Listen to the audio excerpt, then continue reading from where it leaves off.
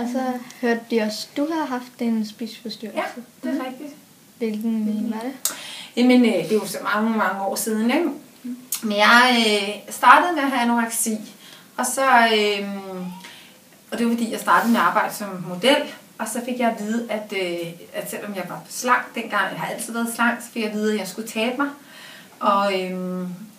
Og det blev sådan en helt besættelse for mig, og startede med en umiddelbar, sådan helt uskyldig slankekur. Jeg bare gerne ville tabe mig, for nu skulle jeg tynd, jeg skulle arbejde som model, og så skulle jeg ligesom det. Og så sker der det, som der jo sker for rigtig mange unge piger, at det, der starter som en uskyldig slankekur, det udvikler sig og bliver sådan en helt besættelse. Ja. Så man bliver helt besat af det, og man tænker, at hvis jeg bare taber 1 kilo til, og bare 1 kilo til, så bliver jeg glad. Og sådan, ikke? Ja. Så det startede med anoreksi, og det havde jeg et stykke tid. Jeg har aldrig været sådan helt ved dem der, man ser bare sådan helt. Det har jeg ikke været, men fordi på et tidspunkt, der kunne jeg bare ikke holde ud og sulte mig selv så meget, og jeg var sådan helt besat af alt det mad, som jeg ikke måtte få. Og så fandt jeg ud af, for alle de andre piger, jeg omgik, der er jo rigtig mange modeller, der har spiseforstyrrelse, fandt jeg ud af mange af dem, du kan bare spise, så kan du bare stikke en finger i halsen og kaste op. Og så fandt jeg ud af, at det kunne jeg jo også gøre, det synes jeg var rigtig smart, for så kunne jeg jo spise alt det mad, jeg ville, uden jeg tog på. Men så fandt jeg, men det blev jo også en besættelse, fordi så bliver man jo afhængig af det. Så der mistede jeg fra, når man har anoreksi, så er man meget med kontrol, meget med, at man må kun spise et halvt æble og sådan. Og når man har bulimi, så mister man fuldstændig kontrollen, fordi så får man de her enorme ædeflips, som jeg kalder det, hvor man slet ikke kan styre det. Så jeg havde ligesom mange andre, jeg siger, at det startede med anoreksi, og så udviklede det sig til en bulimi.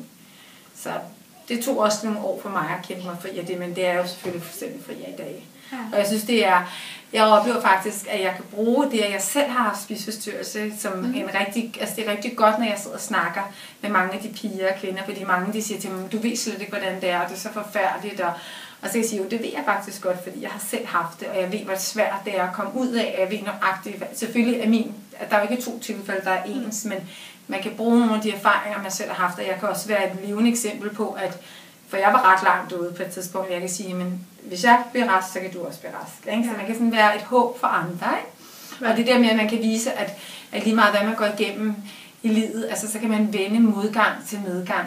At man kan bruge, altså selvom man har det svært, når man er nede i en periode, så kommer man styrket ud af det på den anden side, og kan bruge de erfaringer. Ikke?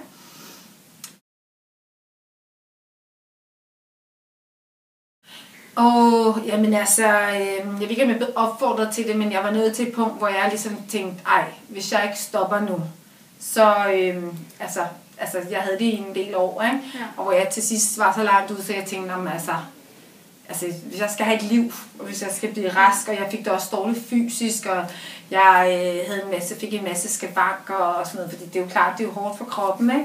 Ja. Og så jeg begyndte at blive lidt bange, og så kunne jeg også bare mærke, at jeg begyndte at blive træt af det der med at leve et dobbeltliv, og at det fyldte så meget af mit liv, og jeg var simpelthen rent udsagt ved at brække mig af det. Altså jeg virkelig træt af det, jeg kunne mærke, at nu skulle jeg så. Ja. Og så har jeg faktisk også mødte min mand dengang, jeg fik en kæreste, som er min mand i dag, og han opdagede, jeg troede, jeg kunne skjule det for ham, men han opdagede det jo. Og han sagde også til mig, at det kunne han simpelthen ikke, altså det kunne han simpelthen ikke leve med, og nu måtte jeg virkelig prøve at blive rask, og det er jo svært for andre at forstå, men hvorfor gør du det? Hvorfor spiser du alt det mad, hvis du alligevel kaster det op, og hvorfor kan du ikke bare tage dig sammen? Og det kan man jo ikke, fordi det bliver meget tvangspræget, ikke?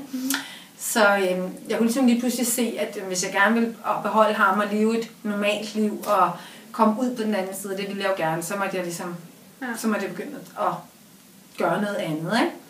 Og jeg var også, altså, jeg tror alle, der har en spiseforstyrrelse, hvis du spørger, de vil jo rigtig gerne ud af det, men det er bare ikke bare at komme ud af, vel? Så jeg var bare parat til at slippe det. Okay. Altså, hvordan kom du ud af det? Fik du også hjælp med en psykolog? Ja, det gjorde jeg. Jeg gik hos en psykolog, og jeg gik i sådan noget gruppeterapi. Og jeg gik først i noget gruppeterapi, og så gik jeg noget individuel terapi. Jeg vil sige, jeg synes, det var faktisk ikke, det var sådan set ikke, det hjalp mig selvfølgelig meget til at forstå, hvorfor jeg havde været med spiseforstyrrelse, hvad det var for nogle mekanismer, der lå bag. Men det var faktisk ikke det, der gjorde mig endelig rask. Det var, at jeg tog på noget, der hedder et NLP-kursus. Og det er sådan noget, hvor man arbejder med Og det er også derfor, det jeg arbejder med i dag, det hedder kognitiv terapi, hvor man arbejder meget med tankerne. Man arbejder, i stedet for at arbejde meget med ens følelser, og ligesom se tilbage på, om det var måske mit forhold til min mor, eller hvad var det sådan i min opvækst, der gik bag, så arbejder man meget mere fremadrettet, og man tager udgangspunkt i, at det er ens tanker, der skaber ens følelser, der skaber ens adfærd, og det var det, jeg mødte første gang i det her NLP, sådan en NLP-uddannelse hedder det.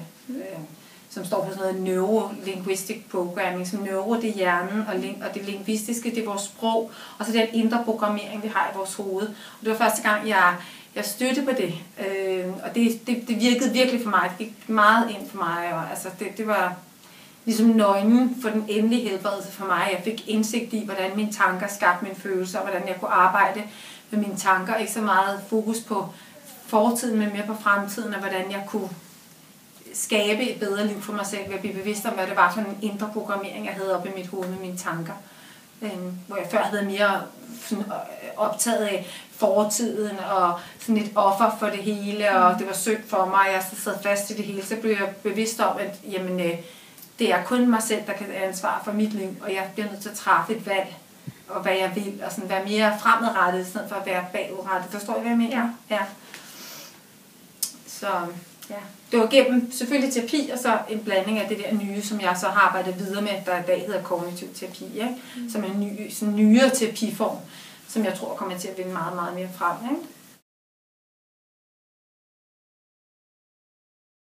Jeg er meget bekymret, eller jeg er bekymret for dig. Jeg kan se, er der et eller andet her, der er noget, vi kan hjælpe dig med, hvis du som om du har lidt skidt. Fordi det der med, at fordi det vil jeg sige med mig faktisk, det var, at altså, der var ingen, der rigtig sagde noget. Og det er jo det værste. Det er jo ligesom for eksempel, vi oplever, hvis der er nogen, der mister en forælder, nogen, der dør, eller nogen, der bliver syge. Så det med folk, så går de forbi og ikke siger noget. Men jeg har det sådan, at det er virkelig vigtigt at vise og spørge ind.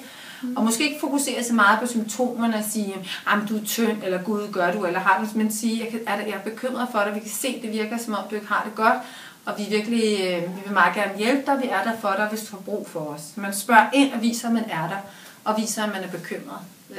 Så man prøver at række ud. Okay. Ja, og så opfordrer til at søge hjælp, og så siger vi er bekymrede for, at du har brug for noget hjælp. Jeg synes, at du har brug for noget hjælp. Og endelig ikke, fordi det er jo det, mange pårørende, de gør. De er sådan, ej, nu er du for tynd, og nu er du for tyk, og så fokuserer meget på symptomerne, ikke? Og det er jo det, der er, altså, som er min mantra, eller hvad skal man sige, det er, en spiseforstyrrelse handler ikke om mad, og det handler slet ikke om udseende, eller vægt, eller noget. Det handler om følelser. Altså, man har nogle følelsesmæssige problemer. Det er jo det umiddelbare er, at man har fokus på mad og vægt, men det handler om nogle andre ting. Så man skal ikke fokusere så meget på det. Og det er jo det, jeg oplever rigtig mange, de har konflikter med deres forældre, fordi forældrene, ej, nu er du for tyk, eller nu har du kastet op igen, eller nu er du for tynd. Ikke? Så spørg ind tilbage og vis interesse for personen bag, at de problemer, der ligger bag, i stedet for symptomerne så meget. Ikke? Ja.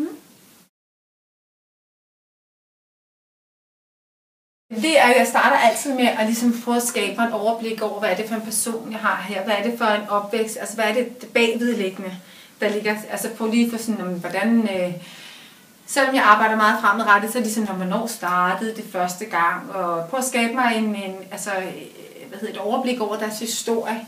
Hvordan er din opvækst, hvordan er dit forhold til din familie, hvornår startede det her første gang. Mange de fortæller for eksempel, at det startede allerede, da jeg var barn, der var jeg meget kraftigere end de andre, eller jeg så anderledes ud, jeg har altid følt mig forkert, eller sådan, så jeg forstår sådan historien i den person. Ikke? Så jeg starter altid med at skabe mig et overblik over, hvad er det for en baggrund, de har, hvad er det for nogle bagvedliggende faktorer, der spiller ind på, at de har udviklet en spiseforstyrrelse. Ja.